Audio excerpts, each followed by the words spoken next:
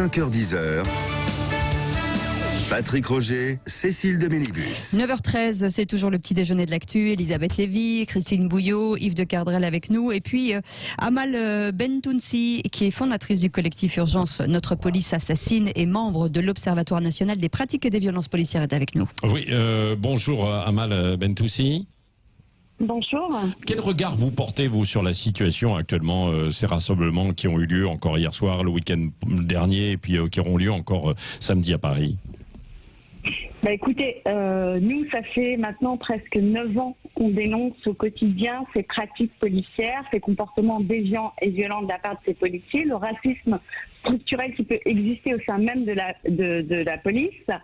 Pour nous, ce sont des violences qui sont systémiques, qui existent depuis de nombreuses années, et qu'aujourd'hui, il aura fallu malheureusement attendre la mort de George Floyd pour que la France s'indigne, outre-Atlantique, pour que la France s'indigne de ce qui se passe en France et regarde un peu les cas de violences policières, de crimes qui ont été perpétrés par ces forces de l'ordre. Donc, en ce qui concerne les affaires en France, on a envie de faire croire qu'après Ziad et Bouna, il y a eu Adama Traoré.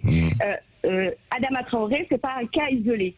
Moi, je vais vous parler de Amadou Koumé, je vais vous parler de Laouci Naïtoungar, je vais vous parler de Abdoulaye Kamara, je vais vous parler de Wissam El Yamni, de Lamine Dieng, et la liste est longue, de Angelo Garant. Angelo Garant, où la Cour de cassation doit se prononcer à savoir si elle poursuit l'enquête ou pas notamment sur la législation, sur l'article de la légitime défense qui avait été réformé en 2017, je le rappelle, par le gouvernement socialiste. Donc voilà, on en est là. Ouais. Donc ça fait presque 9 ans qu'on essaye de dénoncer et qu'aujourd'hui, le débat, il est sur la place publique, tant mieux. Et il a déjà été, Amal, il a déjà été sur la place publique, en fait, le débat à plusieurs reprises quand il y a eu des histoires. Dans le cas de votre frère, c'est malheureusement dramatique à rappeler, en fait, cette histoire. Le policier lui avait été condamné, hein, c'est ça, mais à du sursis, me semble-t-il. Hein. Alors, quelle condamnation en demi-teinte, bien évidemment. Ouais. Et il aura fallu se battre. Donc il faut savoir que quand on est victime de la police, on n'est pas des victimes à part entière. C'est-à-dire qu'on doit se battre doublement, 2 fois plus. Et c'est d'ailleurs pour ça qu'on a créé ce collectif. C'est pour essayer d'apporter un soutien, un accompagnement aussi juridique auprès de ces familles. Alors au-delà de la mort, on reçoit énormément de jeunes, des témoignages de mamans qui récupèrent leurs gamins tuméfiés et qui nous envoient des photos et qui ne savent pas où aller, où s'adresser. Donc, bien évidemment qu'on doit parler de chiffres systématiquement à chaque fois et qu'à chaque fois, nous, on essaie d'inviter ces victimes à porter plainte parce que c'est vrai qu'il est difficile de pouvoir porter plainte parce qu'on ne sait pas où aller, parce que souvent, les gens pensent aller au commissariat et en fait, il y a d'autres procédures, soit en écrivant au parquet directement ou soit en passant par un avocat. Donc, on essaie de les accompagner dans ce sens. Alors, ça me fait rire quand je vois que les policiers, que les syndicats policiers se disent favorables à la caméra piéton. Mais c'est d'une hypocrisie quand même. Pourquoi Mais attendez, la caméra piéton, elle a été expérimentée un peu partout en France. Elle est actionnée au bon vouloir de ces policiers. Donc bien évidemment qu'un policier qui va passer à tabac quelqu'un, il va pas se dire « Ah bah tiens, je vais allumer ma caméra de les piétons pour montrer ce que j'ai fait quand même. » Non. Il faut arrêter de se foutre de nous. Là, il y a des solutions. Il y a des solutions notamment qui ont été trouvées, notamment par notre association qui est l'Observatoire National des solution Pratiques et des Violences Policières. Une ou deux idées, Amal, justement, sur les solutions, alors? Alors, la solution, ce qu'on a trouvé, c'est ce qu'on a développé avec ces familles victimes, c'est une application qui s'appelle UVP, Filmer la police peut sauver une vie. C'est une application qui permet à chaque citoyen de la télécharger sur Android ou sur Apple, que la personne puisse filmer et que les images nous sont envoyées directement sur nos serveurs. Donc l'avantage de cette application, c'est quoi? C'est que déjà, la personne ne peut pas, même si on lui réquisitionne son portable, on ne pourra pas lui effacer ce qui s'est passé. Voilà. C'est-à-dire que nous, on sera là pour analyser ces vidéos et on pourra, le cas échéant, réagir, recontacter la personne parce que quand la personne s'inscrit sur notre application, elle renseigne son adresse mail. Donc du coup, on peut être en contact, rentrer en contact avec elle. Parce que le problème de toutes ces vidéos qui circulent sur le net, c'est on ne sait pas d'où ça vient, on ne sait pas à quelle date. Donc, on met beaucoup de temps à retrouver les victimes. C'est vrai, un véritable traçage. Amal Bentoussi, nous avons aussi avec nous Yves de Kerdrel, Christine Bouillot et Elisabeth Lévy qui voulait réagir et vous poser en fait une question, je pense. Elisabeth. Oui. Non mais moi, bonjour madame, moi ce qui m'étonne si vous voulez c'est que vous omettez toujours de parler du contexte, c'est-à-dire quand on vous écoute, les policiers sont des criminels au sens où ils veulent tuer. Voilà ce que j'entends dans votre propos. Or, vous méconnaissez complètement un contexte qui est que vous dites on doit se battre 2 fois plus. Non, mais effectivement, je veux dire, il y a des cas où il est légitime pour les policiers d'employer la force. Par exemple, quand ils sont menacés. Donc, si vous voulez, vous ne pouvez pas, par définition, expliquer que nos policiers sont des criminels. Et vous confondez de plus la faute involontaire qui arrive, si vous voulez, la mauvaise décision. L'intention de tuer. En gros, vous donnez l'impression, si vous voulez, que notre police se lève le matin pour tuer des gens. Par ailleurs, sur les chiffres, je vous rappelle, je connais pas du tout le dossier de votre frère et qu'il ait été tué d'une balle dans le dos est évidemment troublant. Hein, je connais pas le dossier, je n'en dirai pas plus, si vous voulez. Mais vous méconnaissez complètement les agressions que subissent les policiers et le fait que dans la plupart des cas, quand on arrive à des tragédies, des gens ont commencé, si vous voulez, par commettre un délit, refuser de répondre à un contrôle d'identité. Amal Bentoussi, alors, sur ces interrogations d'Elisabeth, oui. Donc, permettez-moi de réagir. Donc, vous dites que je méconnais. Est-ce que vous connaissez, nous, la situation par laquelle on est passé, d'accord? Donc, sans en faire une affaire personnelle, bien évidemment. D'accord? Je vous ai dit que je connaissais pas cette situation, je m'exprime à titre général, évidemment. Sur les interpellations et sur les autres affaires. Ouais. Justement, je voulais ajouter que le nombre quand même dit quelque chose, dit qu'on n'est pas dans un système, car excusez-moi, vous n'apportez aucune preuve qu'il y a un système. Alors, le nombre ne dit pas. Amal Bentoussi. Oui. D'accord. Oui. Bon, écoutez, Madame Lévy, dans quelques jours, on va sortir un rapport, on va sortir des chiffres et vous allez pouvoir en parler. D'accord? Donc, depuis 2015, on était à 15 morts par an. Aujourd'hui, on est à plus d'une trentaine par an. D'accord? Sans compter les agressions. Donc, statistiquement, bien évidemment, quand on prend les chiffres de l'Observatoire de l'IGPN, quand on nous dit oui, il y a eu une nette augmentation des plaintes, mais souvent les victimes ne vont pas porter plainte, il faut le savoir ça. Souvent les victimes ne savent pas où aller s'adresser pour aller porter plainte. Et qu'est-ce qu'ils trouvent? Ils trouvent une association de victimes qui ont elles-mêmes sont passées par là et essayons de les accompagner au mieux. Donc les agressions, ne faites pas d'affaires exceptionnelles en essayant de faire croire que des policiers se font tuer dans les quartiers, ce qui est non, elle n'a pas dit tuer, elle a dit agresser. Non mais également. excusez-moi, moi je sais que les mots ont un sens et pardonnez-moi de vous dire... Doucement, je veux répondre. Oui, mais je voudrais répondre d'un mot quand même. Laissez-moi terminer. Alors, terminer et ensuite Elisabeth Lévy. Oui. Quand vous avez les chiffres de l'Observatoire national de la délinquance et de la réponse pénale sur 7 policiers qui perdent la vie dans l'exercice de leurs fonctions, 4 d'entre eux, c'est des accidents de la voie publique, d'accord? Pour les 3 autres, c'est une mauvaise manipulation des armes de service. Donc, arrêtez de faire croire que dans les quartiers, on tue des policiers. Et arrêtez de parler à ma place si ça vous ennuie pas. Attendez. Non, excusez-moi. Non, mais elle l'a déjà dit. Hein. Excusez-moi, j'adopte le même ton que vous, madame. Mais attendez. Ouais. Et d'autant plus qu'à chaque fois, vous parlez de la deuxième violence, mais vous omettez de parler de la première qui la provoque. Parce qu'un policier doit être irréprochable, quelle que soit la difficulté de son métier. On peut parler des personnels soignants dans les urgences qui reçoivent un nombre incalculable de gens et qui sont violents, et c'est pas pour autant qu'on les tue, et c'est pas pour autant qu'ils sont tabassés. Alors, votre discours, je suis désolée, un policier doit être irréprochable, et votre discours, c'est un discours de haine, et c'est un discours pas forcément de... Non, c'est pas forcément Oui, de mais haine. Alors, je mais vous c'est- remercie. Non, mais écoutez, ça suffit. Là, je vais répondre. Je vais répondre pour moi. Alors, Elisabeth Lévy. Elisabeth Lévy. Alors, Ouais. répondez. Ouais. Répondez. Je Et- vous remercie. Ce que j'adore, c'est que Ouais, c'est la ça. haine, c'est vous, la haine, excusez-moi madame, mais on la voit, on l'entend dans votre ton dès qu'on n'est pas d'accord avec vous. Bien Bon. sûr, Non, je non, n'ai non, pas... attendez. Bon, Ce n'est écoutez, pas c'est la simple, si haine. vous me laissez pas parler, je me barre. Bon, non, C'est non. la haine. Allez. Non, bon, Non, mais stop, moi, on je se m'en vais calme, là. on se calme. Elisabeth Lévy, répondez à Amal Bentoussi. Soit et puis, je réponds à, oui, soit oui. je réponds à cette gracieuse dame Oui. qui est effectivement haineuse, soit effectivement j'arrête. Mais si on m'interrompt, j'arrête. Bon, Voilà, vas-y. c'est clair. Non, non, là ça suffit. La haine, elle Oui, vient oui, d'où vous pouvez ricaner. Allez. Bon, ok. Elisabeth Oui, Lévy. ça me fait rire. Non, Ça bon, fait gentiment rire, Elisabeth ouais. Lévy. Elisabeth Lévy, répondez. Oui, Allez. allez-y.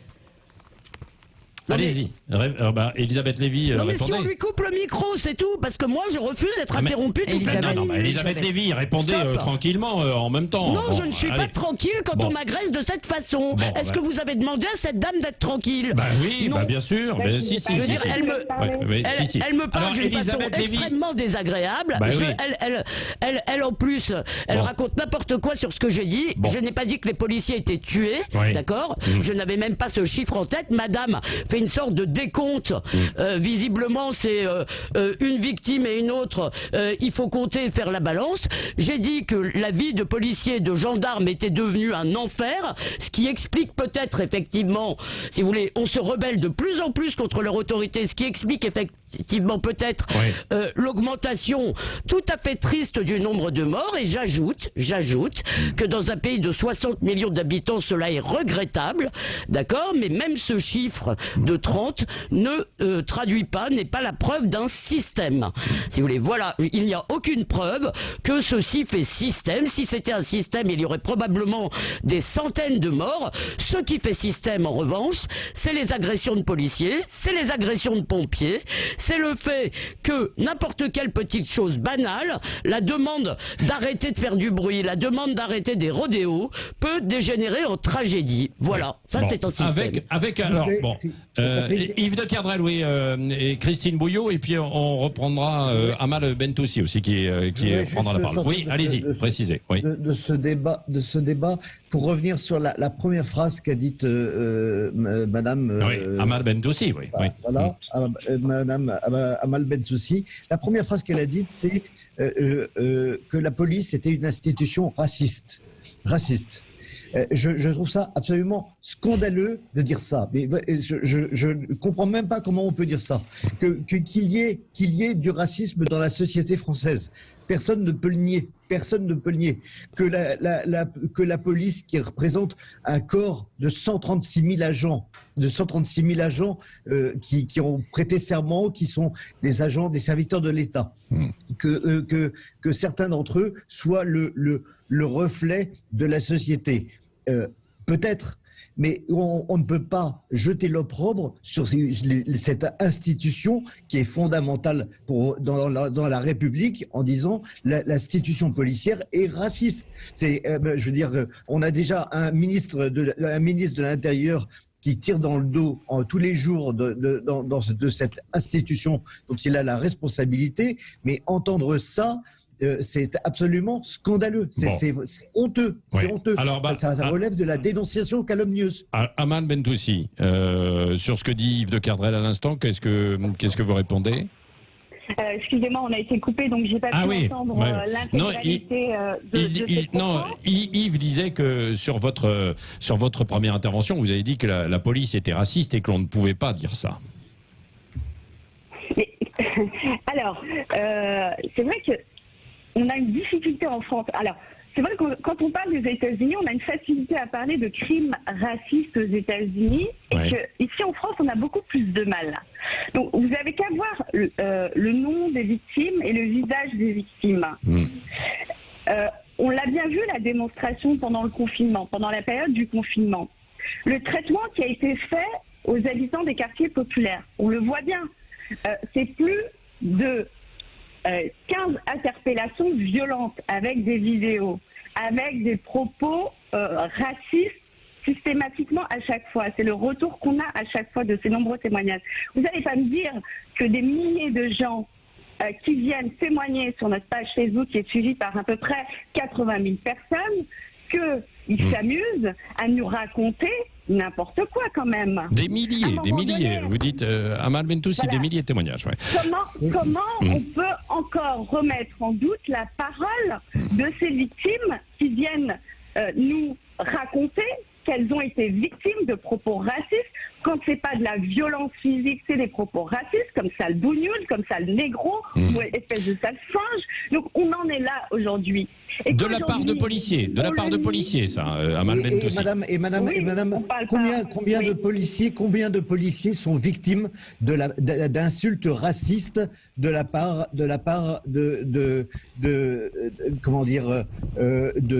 d'habitants. Oui, mais non, mais les policiers, français. Yves, doivent être un peu exemplaires, quoi, aussi. Oui, mais les policiers non, mais là, sont le aussi débat, en victimes fait, d'injures racistes. le débat, en fait, ça fait déjà 9 ans que j'entends exactement la même chose. Donc, soit on trouve des solutions. Par exemple, les 2 groupes qui ont été découverts, là, de 8000 policiers. Vous savez ce que ça veut dire, le racisme? Non, pas des groupes de 8000.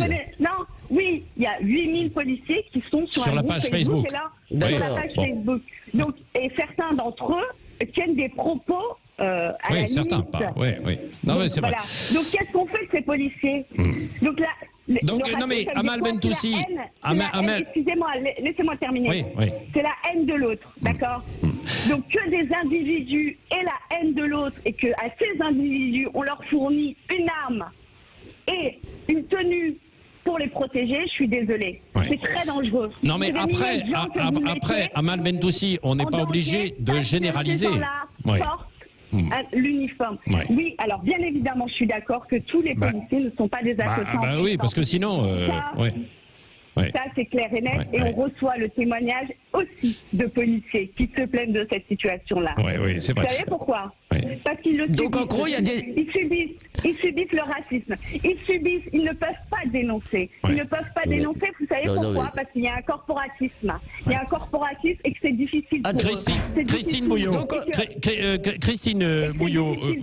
Christine Bouillot, vous enquêtez aussi beaucoup sur le terrain. Est-ce qu'il y a effectivement, vous sentez aussi ces dissensions?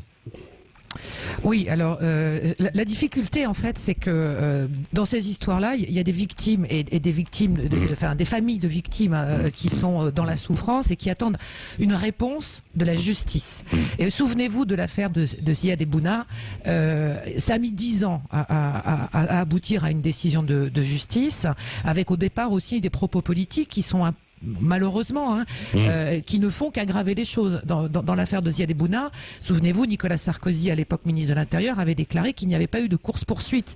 Alors que l'enquête avait démontré ensuite que les 2 jeunes qui n'avaient rien à se reprocher, c'était par crainte cachée dans le container électrique. Donc tout le monde attend une décision de justice qui sera ce qu'elle est, puisque la justice, elle aussi, est faillible. Et malheureusement, à chaque fois, la décision judiciaire n'est pas à la hauteur des attentes de tout le monde, parce que le discours qu'on entend aujourd'hui est à juste titre de la lenteur de la justice du côté des victimes. C'est aussi ce que dénoncent les policiers quand eux-mêmes sont victimes ou eux-mêmes interviennent sur des affaires de stupéfiants, de braquage, et que l'institution judiciaire qui est faillible va remettre en liberté. Vous avez vu, oui, c'est vrai. Vous avez vu quand même pendant le confinement aussi à Marseille, là, ce que nous disait. Mais pas qu'à Marseille.